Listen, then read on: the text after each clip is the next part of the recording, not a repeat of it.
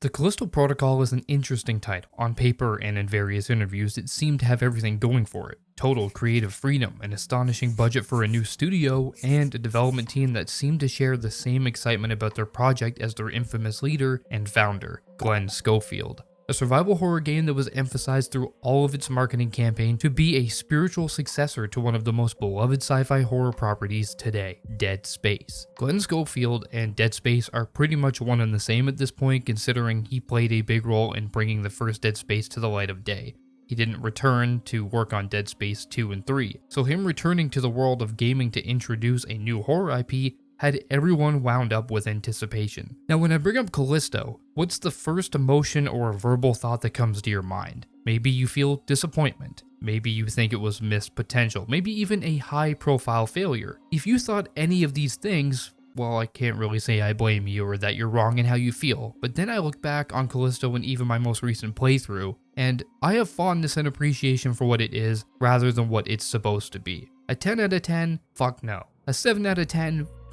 We may be getting somewhere. I don't do numerical scores, but for the point that I'm trying to make, it seemed suitable. It's not an amazing game. Some may call it an average game, and for me, it's somewhere between average and good. No, it's just probably average. However, its pull to be a copycat of Dead Space did not do it any favors, and it was ultimately a part of its downfall. Hello everyone and welcome. My name is Centrifugi, and today I'm going to be talking all things Callisto Protocol, from its development, its marketing, its doomed fate, and what the experience is like a year later.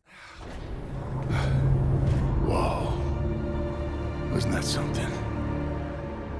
While I said I enjoyed the game, this is going to be a video where I leave my biases at the door so I can be as objective as possible. It's kind of hard or rather impossible to pinpoint exactly where Callisto went wrong in development. It appeared to have everything a game needs to be successful. Lack of studio interference, hard work ethic, and commitment to deliver an experience that would push the horror genre above and beyond what we as a community have become accustomed to.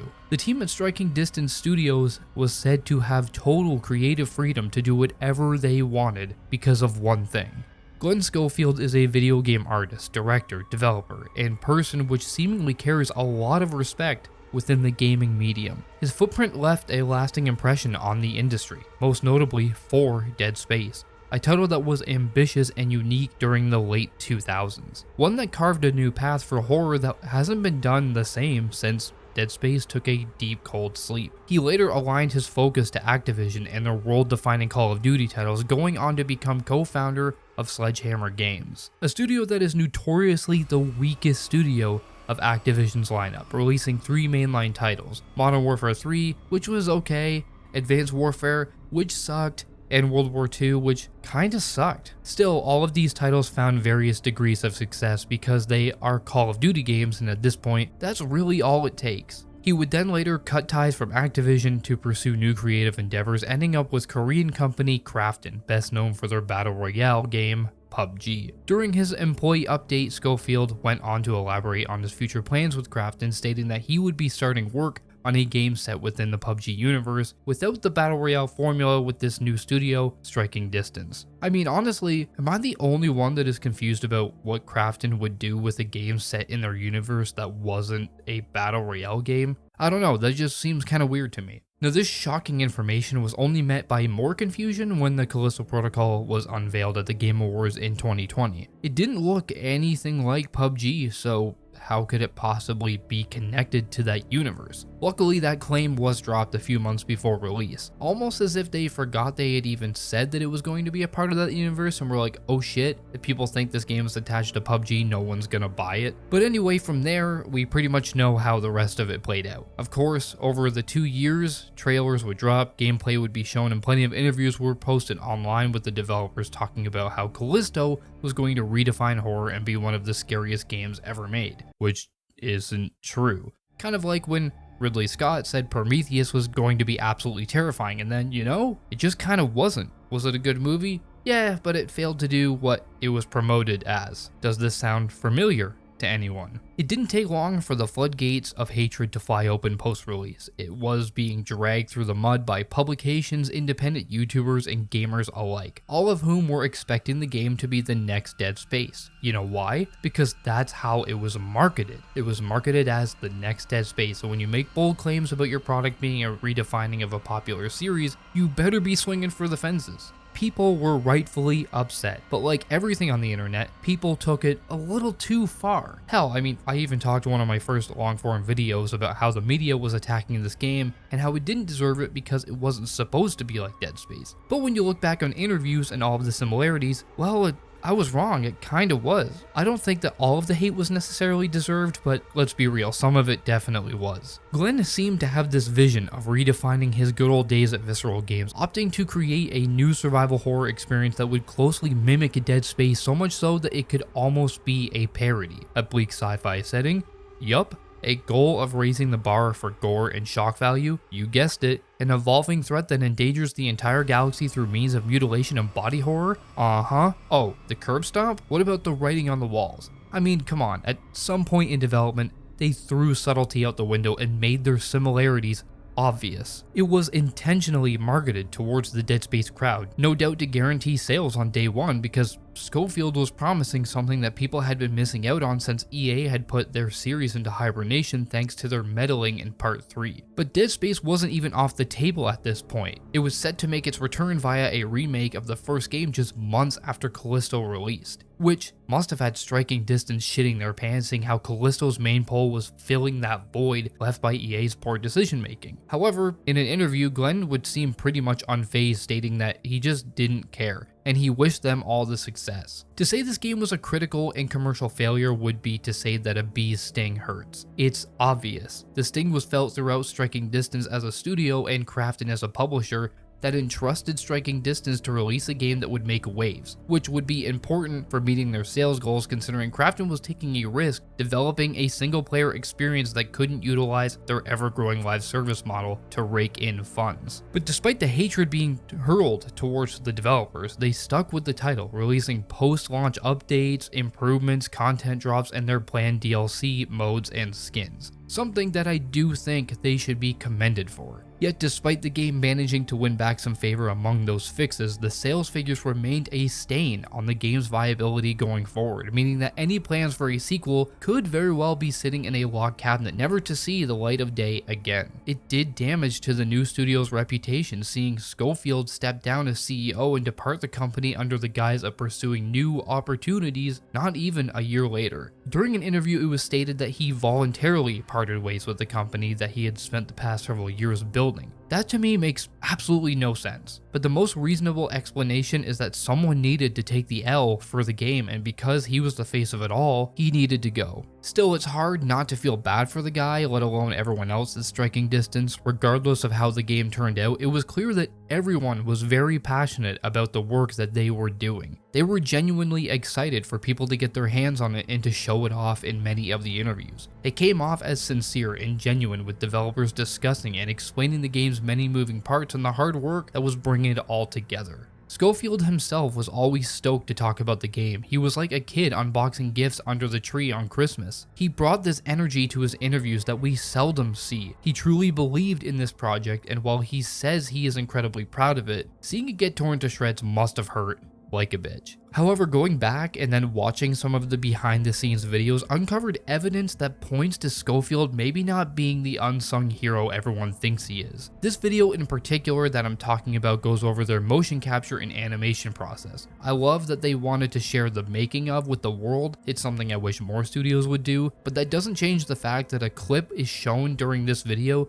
that contradicts what was told to fans that wanted more content. Details were released surrounding the game's season pass before launch, with new death animations being one of the benefits. This caused a ruckus as most people believed that they were holding these animations back to make a quick buck, prompting Schofield to release a tweet stating that the coming animations hadn't even begun work yet, and after a much needed holiday break, the team would start work on them from scratch. The funny thing about this is, one of the paid DLC animations is shown fully rendered in this mocap video that was published before the game launched. Now, we don't know the full facts, but this doesn't paint a good picture. How much of the Season Pass content was actually finished at launch, and why did this highly respected man lie about it? I mentioned moments ago that Glen always seemed incredibly lively and bubbly when talking about Callisto. He comes across as a genuine gamer and creator that just wants to bring his visions to life, and that is a massive part of why people resonate with him so much. On the outside, he seemed to check all the boxes, but the sad truth is Glen actually told false facts about the game all through development. This could be because this game was early in development, but there were several videos I watched where he described details about the game that just aren't true. And look, I'm not trying to get anyone to hate this man, nor do I think he's a bad person. He's just a businessman. And I'm just detailing the facts that I have found through my studies in an attempt to understand why this game fell as hard as it did at launch. During several interviews, when being asked to elaborate on the experience of the game his studio was building, he would remark on elements of the game that just aren't there. In the 83 rapid fire questions video published by Game Informer, he would state when asked about the dismemberment system, "Oh yes you can. We took it further than we did in Dead Space," which we all know is not true. They're pretty much the same with a bit more gore. In the following interview with IGN in the Summer of Gaming 2022 event, he went on to state that the environments were designed to allow the enemies to interact with the player differently, and that some environments would change the combat for the player as well as the scares. In the same interview, he remarked that while the biophage could be intimidating up close and in combat, the scary part was how they got to you, which I don't even know what that means.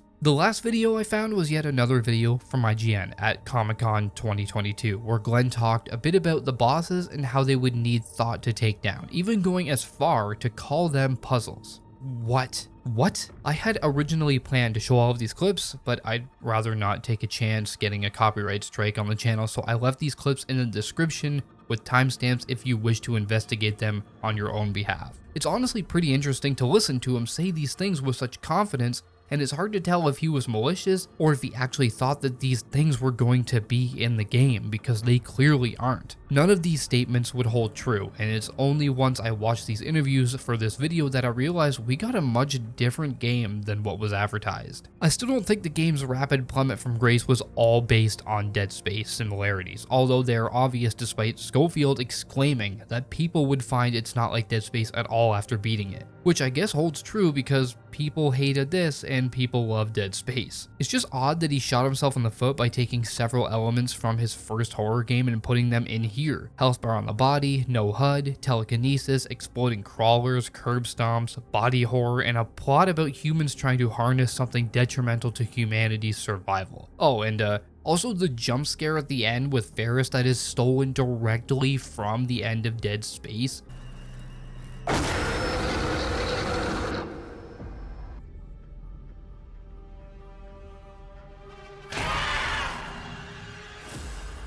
It's one thing to take inspiration, it's another thing to straight up put those elements in your game. And before I get off topic, I want to circle back to plot that I just touched on, because, well, it's something. Callisto's narrative was never anything to write home about. It was a pretty generic infection plot about a man playing God while showing up occasionally to spout philosophical monologues about humanity's potential and the role people must play according to his views on evolution. It's not anything new, and the antagonists are one-dimensional characters that rarely make appearances, kind of like Far Cry games. It's just a damn shame too, because Sam Witwer as Captain Ferris has all the potential to become something more than bad guy number 2. His acting is incredible and compelling, even with his apparent lack of screen time. Oh, 5, 2, 1. Look at me when I'm talking to you. What'd you do? Huh? You can tell me. Are you different? Are you special? Similarly, Josh Duhamel plays a great lead in the shoes of cargo pilot Jacob Lee. Jacob's arc is the only one I found remotely interesting, as he's faced with the consequences of his actions and the weight they carry on his shoulders. His acting and motion capture nails his convictions, even giving him a decent ending that fits him and his struggle. I'm excluding Final Transmission here because I think it ruins the game's main ending, as controversial as that is. The initial setup for the plot activates that curious train in your mind as you circle for answers. It's evidently a normal day for Jacob and his co-pilot Max, two cargo haulers that have been ferrying confidential shipments between Europa and Black Iron Prison on the moon of Callisto. There is some initial turmoil between the two due to Max's inclination that what they are transporting is the cause of increasingly larger terrorist attacks on colonies by a group calling themselves the Outer Way. Not long after this, the Outer Way boards Jacob's ship, the Charon, causing it to crash land back on Callisto after the ensuing scuffle pulls the ship into the moon's gravity. Max dies in the crash while Jacob and the Outer Way leader Danny are rescued by a search and rescue security detail. The two are detained and thrown in a cell by the warden of Black Iron, Duncan Cole, although Jacob contests that he is innocent. This paints a picture of moral and legal ethics being thrown out the window in a place devoid of law and repercussions. So yeah, I mean, if you read that on a piece of paper and you were a studio exec, you could see how compelling it could be. It's a great starting point for the story to unfold. The only problem is, it doesn't unfold until much later in the game, like 3/4 of the way through, and by then, you've forgotten about the story altogether. The first 3/4 focus on Jacob's attempts to escape the moon with Elias and Danny. The plot only really kicks in once you befriend Danny and learn the history of Black Iron through her determination to find out what this prison has in common with the recent outbreaks. You also begin to learn about Jacob's role in it as he comes to terms with his guilt that seems to be manifested by his hallucinations of a dead Max. I'll admit, Danny's stage presence did start to intrigue me when she showed up. There is some genuinely good lore that features a company-wide cover-up, alien life, and genetic mutations brought to life by curious scientific minds. Because, you know, us humans just can't leave shit alone. I like the giant worm that explains the biophage. I liked Warden Cole's secret Illuminati-like society that was something I didn't see coming despite how tropish it is at this point. But the lingering problem with the story is that Jacob doesn't really have a concrete journey or stakes until the game is almost over. There is no pull for Jacob to keep going other than escape. So let's circle back and look into Dead Space. Isaac and his team arrive on the Ishimura as a response to a distress call. The absence of life is a bit distressing, but they can't turn around and leave seeing how their ship is damaged or, I guess later on in the game, gone altogether. While entering processing, they are caught off guard by creatures, causing them to split up amongst the chaos. They later find that the ship is in total disrepair, forcing them to fix it up to gain access to important areas. Yeah, the first Dead Space is really just a lot of running around fixing parts of the ship in increasingly dangerous areas. But there is a subplot in the form of Isaac's girlfriend that was stationed aboard. You have no way of knowing if she's dead or alive, and this alone adds personal stakes and relatability to a character that previously didn't even talk. So not only are you trying to fix a ship infested with creatures, you are trying to uncover the reason behind the outbreak and reunite with a lover. So then going back to Callisto now, Jacob's story, while he does ultimately play a role in the events, he doesn't know he does or he chooses not to accept he does. His story and his goals follow Danny's arc as she investigates the prison, which sucks because I found Danny to be incredibly uninteresting as a character. No shade to the actress, I love her in The Boys, but her performance fell extremely flat in this game. She lacks emotion for someone that should be angry and deeply scarred considering this virus killed her sister. Plus, she's mostly there to be an exposition machine. Oh God. What? This is Arcus. What's that? Arcus. The original colony. The one the prison was built on top of. Her banter and dialogue exchanges with Jacob don't do much to further their relationship or her character. She's definitely the least interesting character and one that was traded in for one that was miles above her. Elias is a Black Iron inmate that befriends Jacob with the common goal of getting out alive. His extensive knowledge of the prison contributes to the progress the two make. I liked his performance and the mystery that surrounds him regarding his sentence. I never asked you. What are you in for? What? You worried you're helping a murderer, Sco? Well, yeah, kind of. Well, you are, man.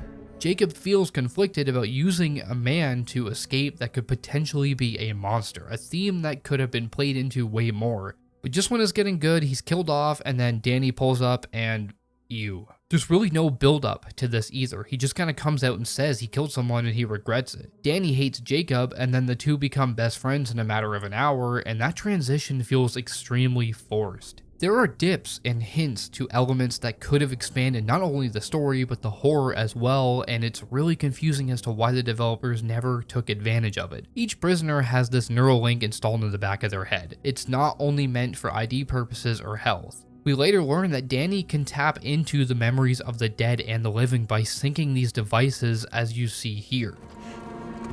You don't seem okay. I was in their mind, reliving their memories. There was an outbreak. This opens a whole realm of story that could have been told through Jacob's eyes and a psychological horror angle that isn't explored. This to me is one of the game's biggest missed opportunities. Instead, they seem to just want to trade these moments in for gameplay. Speaking of gameplay, I'm actually one of the few that enjoys Callisto's combat. Yes, it's different, it's visceral, and the animations help it feel incredibly brutal, but at the end of the day, 90% of the combat does boil down to whacking people with a stun baton, and the other 10% are shooting weak spots and using the grip to toss enemies into lethal machinery. You're either going to love it or you're going to hate it. Some people find it's repetitive beyond belief, and to others, it's a fun time for the game's short length. There have been many improvements to these systems since launch, including the rate at which the game graces you with ammo drops. Enemies can no longer gang up on you and lunge at you simultaneously like they did at launch. This may sound like a bad thing, but when the game first launched, enemies would attack you all at once, and since you were locked into combat, you can only block and dodge one biophage at a time. There would be no way of avoiding getting hit, which ultimately led to a lot of unfair deaths. Now enemies attack one at a time, for better or for worse, and I found it a lot easier to switch between two mid-swing instead of having to focus on just one. I mentioned that ammo is a lot less sparse, so taking the biophage out by just shooting them is now actually an option. This is really going to depend on the difficulty you play on, but I played on hard with my most recent run and I found I had a lot of ammo and opportunities to avoid using melee. This helped combat feel a lot less repetitive. It actually felt like I had options, and this included the grip. Drops for batteries were more fair too, and I think I used this feature more than I ever did in my previous 3 playthroughs combined. Quick mention too, but healing is quicker with the animation being sped up, and now you can actually walk while listening to audio logs. But it's not like you're really missing much anyway, because the audio logs don't hold a lot of useful information. Callisto credits are another resource I found a lot more frequently, which is great, because now upgrading a few guns to completion in one run of the story mode is actually possible. Speaking of upgrades, I always thought that the upgrades held significant rewards to the combat, even if they don't shake up the formula, which you just can't. Upgrading the baton gives you more damage, gives you the ability to break biophage's arms when they attempt to block you, and also a heavy attack swing can deal heavy damage while providing you with some breathing room. There are strategic ways to utilize this too by striking them into lethal moving parts. However, the game still has facepalm worthy problems that were just part of its design, which is really baffling. Like seriously, what the fuck were they thinking? Firstly, cheap button prompt jump scares, because creatures hiding in chests and these fucking bloodworm things hiding in corners of rooms is really fun. No, it's not.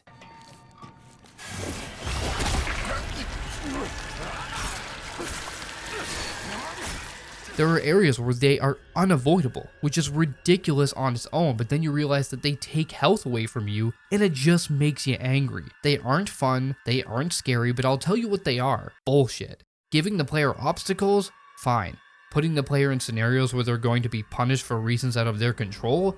That is bad game design. There are numerous ways to scare the player, and they chose the laziest and then decided to replicate it several times throughout the 8-hour story. If you've seen the Callisto being called a crawling simulator, well, that's for good reason. This game quite often forces the player into narrow passageways that have set animations. These range from crawling in vents, that's the most popular one, and shimmying through narrow walls, pipes, and machinery. It's unclear as to why there are so many of these slow burn moments that add nothing to the game. It was either to slow down the game's pacing and give the player breathing room, or to hide loading screens to make it appear seamless instead of having doors that take a little bit longer to open. I bet if you took all of these moments and put them in a compilation, it would be upwards of 10 minutes of footage. It's not that they do this, it's that they rely on it way too many times for reasons nobody knows. Regardless, it's a baffling design choice, and you would think someone in development would have had a keen eye on just how many of them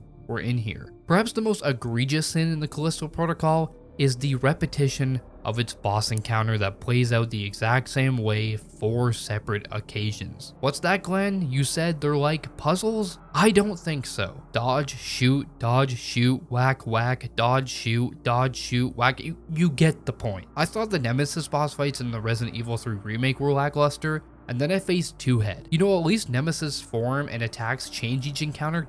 Like, what? I don't understand how they fucked this up so bad. And now I just kind of want to play Resident Evil 3 Remake. Ugh.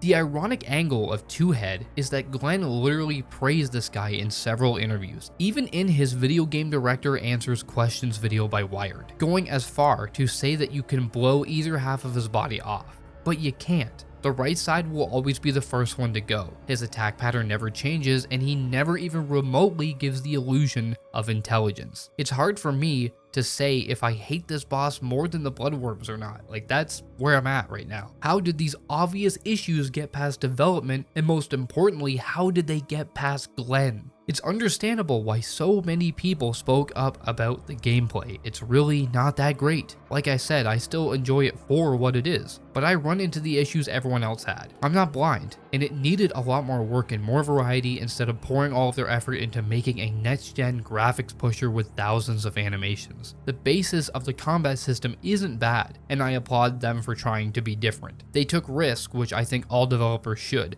but this one just didn't work out well. The one defining quality that the studio succeeded in was pulling off a game that looks attractively magnificent. You can hate the game all you want, but to deny this graphical prowess of the game would be to tell the world that you need new eyeballs. The game is filled to the brim with details that many studios haven't even been able to achieve. The in-game model for Jacob is flabbergastingly real. Pretty sure that isn't a word, and I don't care because I needed a way to say how good it looks without saying, "This looks good." Most of the environments and enemies share this level of detail, and I mean, look at the water alone. The studio clearly spent a lot of time building a world that they wanted people to take seriously, because immersion is one of the most important pillars of any horror experience. The prison is a dark, cold place mimicking the harsh landscape that sits outside its walls. It's uninviting and oppressive, which is made obvious by its rigid interiors that are devoid of emotionally engaging colors. It's meant to be a place where people go to die, not to have fun. But it's not just how it looks, but how it interacts. Pieces of Jacob's suit move independently. His breath will fog up his helmet. When he's outside, snow will slowly accumulate on him. Blood splatters realistically onto the environments, and the lighting casts realistic shadows. There are plenty of moments in the game worthy of screenshots, and in 10 years this game is still going to be a contender graphics-wise. Stepping outside into the frigid unknown has backdrops that are imposing, like a lightning storm illuminating a hangar in the distance. The greenhouse dome gives you an indescribable view of Jupiter, as well as some greenery that later becomes a hide-and-seek sequence as biophages jump to and from trees in an attempt to catch you off guard.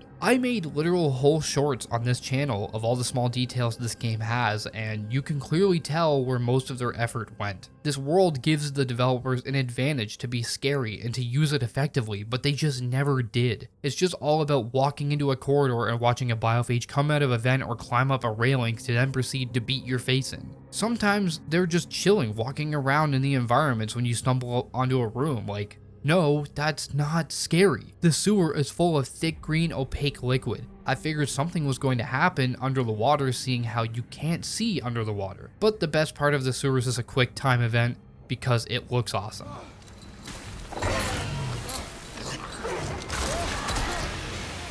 It's a shame that they spent all of this time and money and then failed to use the environment in some creative ways. I mean, there are some design choices that just don't make any sense and are immersion breaking. For instance, why are there giant fans out in the open? Or giant wood chippers in the greenhouse that are over the top exaggerated? I mean, no human could actually use that thing. Or better yet, why is the entrance to a shoe filled to the brim with deadly moving parts? I don't care how much the UJC paid, I would never work there. It literally makes no sense. They were put there for gameplay without a reason to make them appear natural. You don't rip off panels to expose them, they are just fully exposed for some reason, and none of them serve a realistic purpose. But people also complained by how much the prison started to feel the same in looks despite you venturing to whole other areas outside the prison. Most of this game's interiors do feel similar, even once you get to the long-lost colony of Arcus. The color palette remains the same, but now you just see some shanty buildings instead of thick metal doors and grated floors. You don't really see any diversity until the game is wrapping itself up.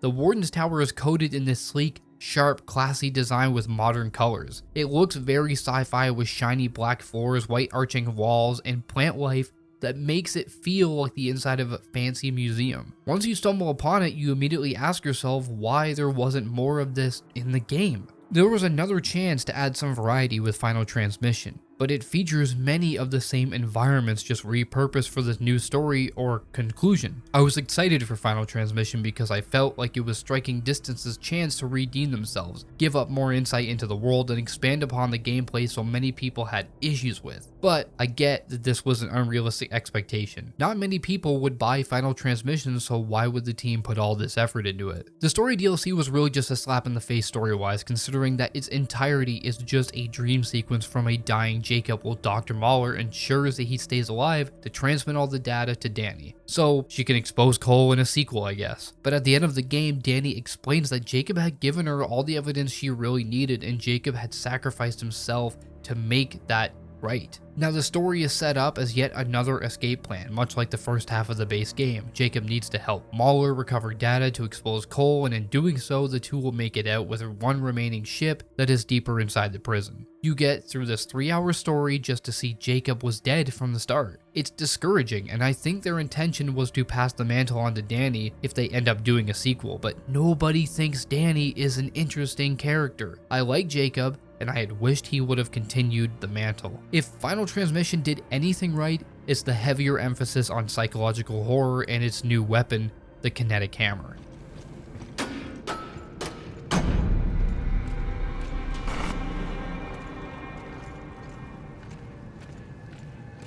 Jacob. Elias? I'm under the belief that if the base game had focused more on psychological horror, the game would have been better for it, because Final Transmission is. There are some trippy sequences with the typical morphing environments and looping segments. Enemies are thrown at you that aren't even real, and it does a good job of making you feel uneasy because the game doesn't feel rudimentary anymore. You don't know if what you're seeing is real. I mean, it's kind of sad when this 3-hour expansion has more tension and scares than the rest of the game. The kinetic hammer was fun to use, especially against the biophage because it makes them a one-hit kill, and its secondary charge ability turns foes to mush. But the kinetic hammer was added to contend with a new enemy type, the biobots, and funnily enough, they replaced the biophage for most of the part once they are introduced, so you never really feel like you got this massive power buff. If it wasn't bad enough, the biobots pretty much attack the same way as the biophage, albeit with a secondary stun attack. These guys look awesome, and the robots were one of the enemy types I wanted originally, so it was cool to have them here. They just weren't utilized that great. And then we return to the story. Final Transmission was just kind of a waste of time. Jacob's arc was completed nicely at the end of the main game, and we didn't really need a future setup. This DLC does introduce some new interesting concepts like the ancient history of the biophage and how it can possibly fuse with electronics, making them a lot more dangerous. But when you find out that it was all just in your head, it undoes everything. It also makes little sense that we are connected to Danny's biochip still, but there's no bleed effect into her head. How come we never see her memories? How come Mahler and her experiments are in her head if we aren't even connected to her? How much is said in this game that is real? A DLC shouldn't add questions, it should conclude them. And to conclude the Season Pass content, we have Riot Mode, a horde-based survival much like the ones made popular by Call of Duty Zombies and Halo. It's got perks, points, upgrades, wall weapons, combos, bosses, and one map. Really everything you'd want from a mode like this and not a penny more. Well, the one map thing sucks. This was a cathartic experience that lets you go full brute on these guys. The upgrades are all well done, and managing how you spend your points is a good idea if you want to make it to higher waves. It's not really all that challenging though. I mean, I made it to wave 29 on my first run, and I guess it was expected because the game in general really lacks any unique challenge because all you need to do to avoid getting hit is moving the analog stick back and forth. Still, I found Riot Mode threw a wider assortment of enemies at me that you don't really find anywhere else. But then again, maybe that was intentional, because this game mode does show a lot of the problems with how limiting the combat can be. Having to deal with two-head, larva, and grunts at the same time proves that this system was not meant for encounters like this. I'm dodging two-head, but the grunt is sneaking in hits that I have no way of counteracting, which is the only reason I died on wave 29. It can be challenging, and it can be chaotic, but not intentionally. The chaos comes from fighting to break out of the mold of its loop to take on these threats. The one map we get is alright, it's got some variety and the designs of it overall fits the mode well.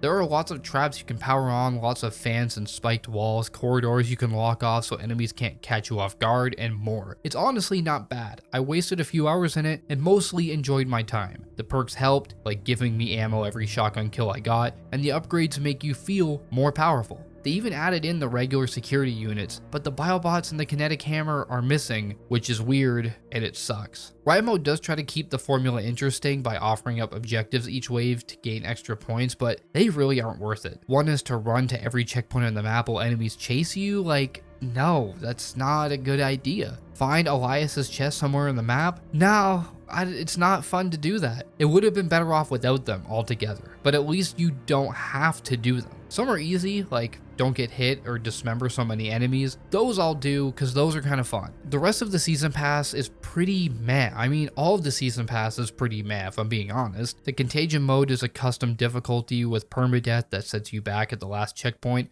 I played through it and found it's not good. It's pretty poorly done. There are new suits that are just reskins, so they're nothing special. There's new player and enemy death animations that are fine, I guess. I never really cared much about them because I never died enough to notice new ones, and I didn't notice new enemy death animations either. The last mode was free to all players, which was dismemberment mode, which basically just gives all the biophages limbs like 1 HP so you can easily dismember them. It definitely makes an easy game easier and a gory game more gory, if that's your thing. The Callisto Protocol is a game of many flaws and critical design errors that should have been fixed before launch. They tried to fill the gap in the genre only for it to be filled by the Dead Space remake a month later. Still, it has found its niche crowd, which I am a part of. I think Callisto will hold a special place in my catalog. As for the people that played it at launch and didn't like it, there is absolutely no reason. There's nothing of value here for you. It's still the same game, just with some quality of life improvements. It's a much better experience now than it was at launch, but nothing could really change the combat at its core. It's not particularly a scary game, and it's certainly not one that redefines horror. I don't know what they were talking about. Maybe the team at Striking Distance will be able to put out something great in the future with the absence of Glen, or hey, maybe it was never Glen's fault at all. Who the hell knows? But what I do know is Callisto will be a game that is talked about for a long time, not with love, but with hatred, and it's understandable. The goal here for me was to be objective as possible despite my enjoyment for the experience, so hopefully I did that well, and hopefully I shed some light on this game. And maybe I got some people into it, maybe I helped people avoid it. Not really sure, but I hope I helped. If you liked the video, please like, comment, sub for more content like this. Good night, and good lunch.